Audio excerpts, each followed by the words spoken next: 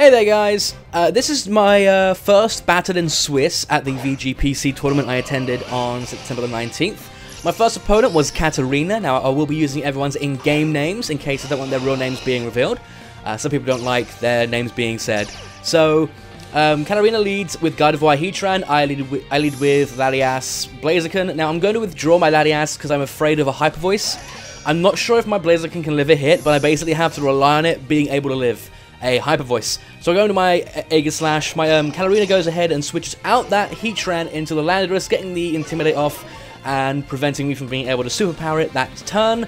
I did target the Heatran with a superpower. I overpredicted. I figured switching out or protecting would be too obvious and I could double into the Gardevoir slot.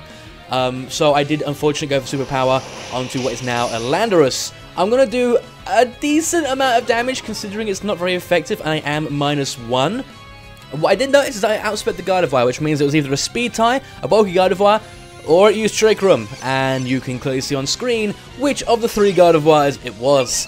So that's a pretty big problem for me. My team is actually kind of fast, so I'm forced to switch out my speed boosting Blaziken into my own Landorus to get off my Intimidate, because I'm expecting an Earthquake here. I'm hoping my opponent won't go for the Earthquake, and I'm actually going to use the Substitute on my Aegislash, but I see the Gardevoir protect, and that pretty much confirms that he is going for, or she is going for that Earthquake.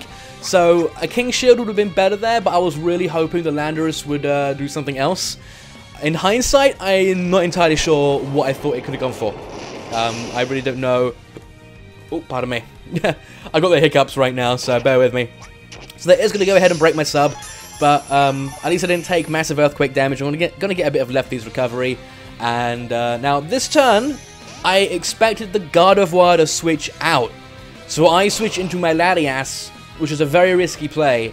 And Katarina actually stays in with the Gardevoir and goes to the Hyper Voice, dealing massive damage to both my Pokemon, almost KOing the Latias and putting my Landorus into KO range for basically anything right now.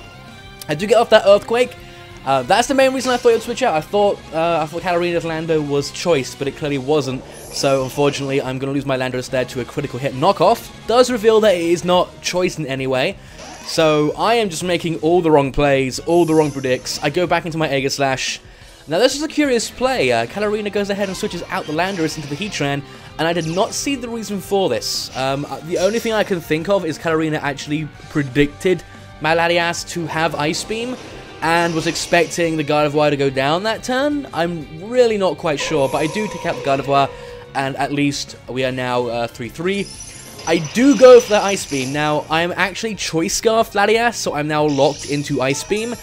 You might have noticed as well, I did not bring my Mega Gardevoir to this battle. That's because Katarina had the Aegislash, which she's bringing in now, and a Heatran, which meant Gardevoir would not be able to do too much damage. So, this is where I make the play that basically seals the game. I assumed I was going to be seeing a Shadow Ball into the Aegislash and a Heat Wave. So I thought I could get my Blaziken in for free and preserve my Latias for future for a future part of the battle. Shouldn't have done that. Latias could not do anything to the 3 remaining Pokemon.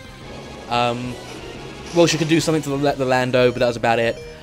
So unfortunately, going to take a Shadow Ball into the Blaziken, and the Heat Wave is going to finish off my poor Blaziken, and at this point the game is over, but I decide to not forfeit because I would like to try and scout for any additional moves or items, because we don't know who's making Top Cut, because this is obviously the first game. I'm not sure if I'm going to be Top Cut, I'm not sure if my opponent's going to be Top Cut, so getting as much information about as many teams as possible is key. So I decide to go for the Shadow Ball and the Ice Beam this turn. I know it sounds dumb, but I was trying to fish for that freeze and potentially fish out a Lumberry. It sounds weird, but I have seen Lumberry Heatrans before. It's probably the berry that reduces ground type damage or fighting type damage. I've seen a couple of those. I think they're Chopple berries, but no freeze, and I do go down to that Heat Wave that does connect, and my Aegislash is brought so low that at this point the only thing I can do is forfeit because I'm going to faint the next turn.